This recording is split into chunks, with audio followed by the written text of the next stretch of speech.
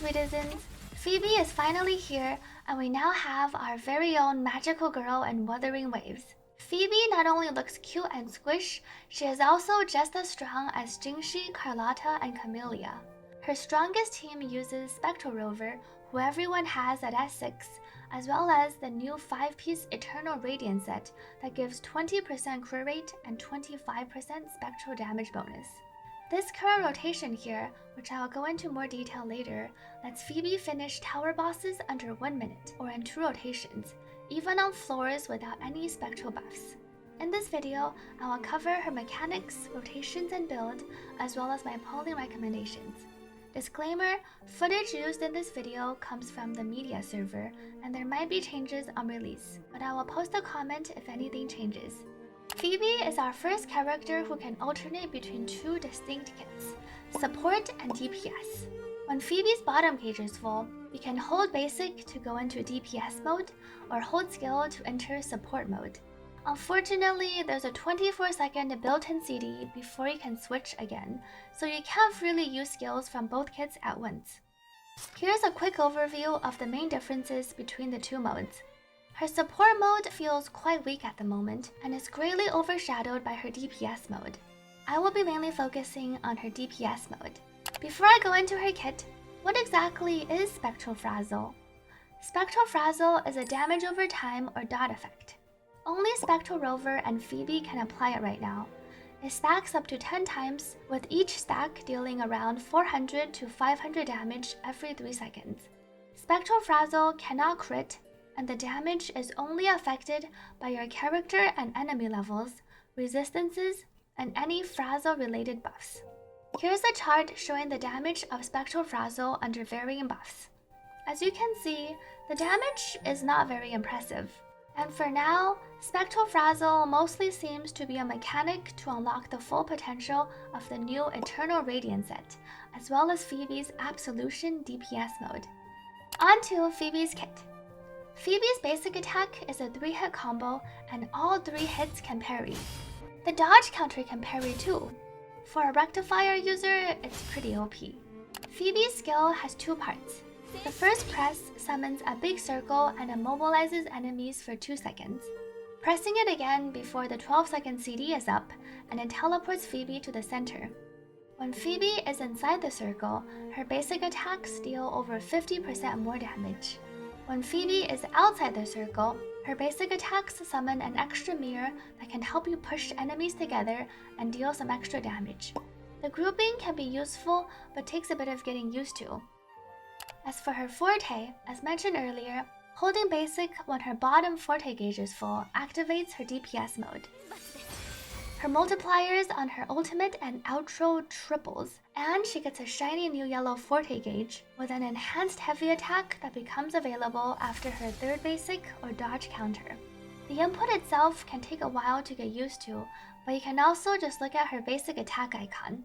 Whenever it lights up, you can hold down basic and then it'll use the heavy attack. In Absolution or her DPS mode, each use consumes 1/4 of the Forte gauge, and the attack itself gains 256% damage amplification against targets with Spectral Frazzle. Sadly, in Absolution, Phoebe only applies 1 stack of Spectral Frazzle at the very start. But this is where Rover comes in. Phoebe's best team will be Spectral Rover and Shorekeeper or Verena. Spectral Rover is very good for Phoebe, since both her damage amp and the 5-piece set effect relies on hitting targets with Spectral Frazzle.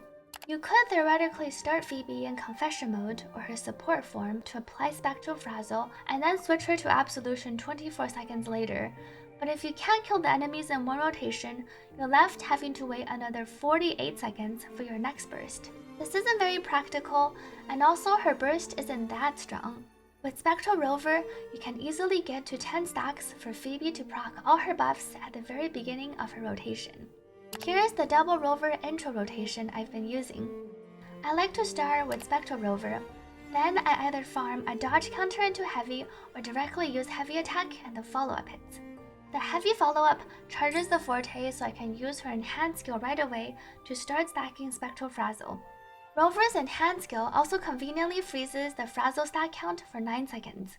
So it lets me swap to Verena, do her combo, and then outro back onto Rover to continue building stacks. For Rover's second combo, I like to intro into heavy and then skill to max Rover's buffs before using the Liberation, and then echo outroing into Phoebe. With 2 stacks from the initial skill, 2 from the second skill cast, and 6 from the Liberation, you perfectly reach 10. Even if your rotation takes a little longer and you only have 9 stacks, it's okay since Phoebe applies 1 stack when entering Absolution DPS mode, so you have some leeway. After entering into Phoebe, I hold down basic to directly enter into her DPS Absolution mode. This inflicts the 1 critical instance of Spectral Frazzle, which gives her 20% crit rate for the next 15 seconds.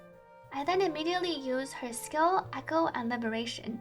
Afterwards, my goal is to just basic attack and or dodge counter to cast all 4 heavy attacks in the next 15 seconds so I can keep all the buffs on her outro. Ideally, my Phoebe is inside the circle while attacking, unless I'm trying to group enemies, since her basics are buffed while inside. Before outroing, I use skill on Phoebe since I'm on stringless, and then I intro back into Rover for another enhanced skill to reapply Spectral Frazzle. The combo then repeats from before after I swap back into Verena. Usually bosses will be dead by the second rotation. Starting from the very beginning, the entire rotation looks like this. This rotation takes around 27 seconds, which syncs up pretty well with Phoebe's Forte regen time. Phoebe's part of the rotation takes just under 15 seconds and gives her 100% uptime on all the important buffs. The only one she loses out on is the Turtle Echo buff. Since Rover's outro does not buff Phoebe, you could quick swap in between for more Rover enhanced skills, but Phoebe's rotation is already pretty tight, and her attacks are also fairly quick. I've generally been preferring to stay on field and fish for dodge counters to accelerate the combo, but you could try swapping her off after her heavy attacks, and then use the swap in basic 1 to accelerate her into basic 2.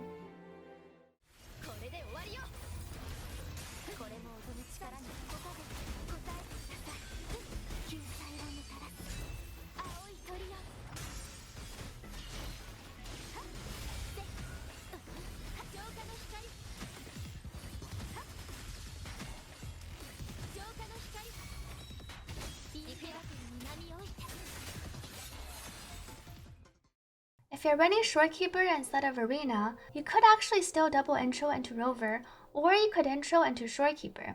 For Phoebe's Echoes, you definitely want the 5-piece Eternal Radiant set. It'll be about 10% better than the old Spectral set. For costs and main stats, 4-3-3-1-1 is heavily preferred since Phoebe doesn't have a lot of extra Spectral damage apart from her set bonus. You will want at least 1 ER roll. Here's a breakdown of her damage share between the different types of attacks. For Phoebe's Forte, you will want to max her Forte Circuit and Liberation first, followed by Basic. The skill and intro are not very important. For your Spectral Rover, here's a breakdown between Phoebe and a well-built Rover on the standard 5-star sword.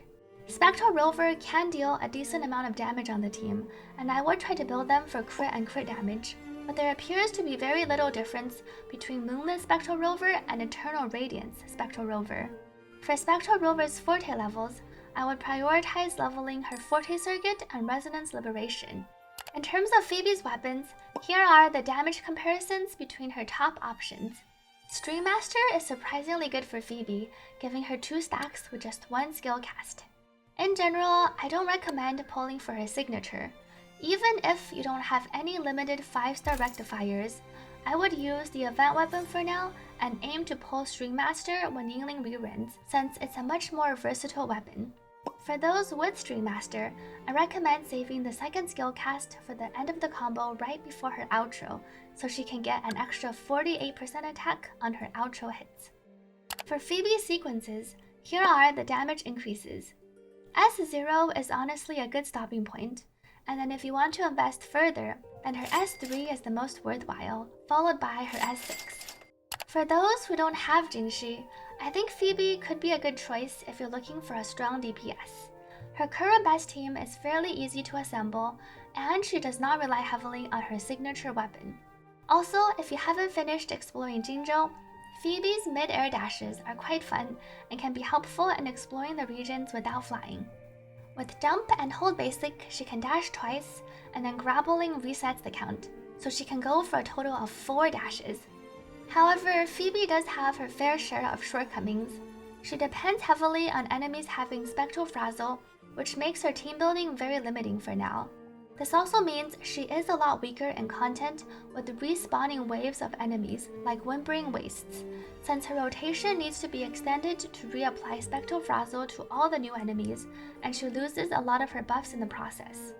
Phoebe does have potential for being an OP confession support, but we won't know until future Spectral Frazzle DPS's release. For those who already have Jinhsi, you definitely don't need to pull for Phoebe unless you like her design or playstyle.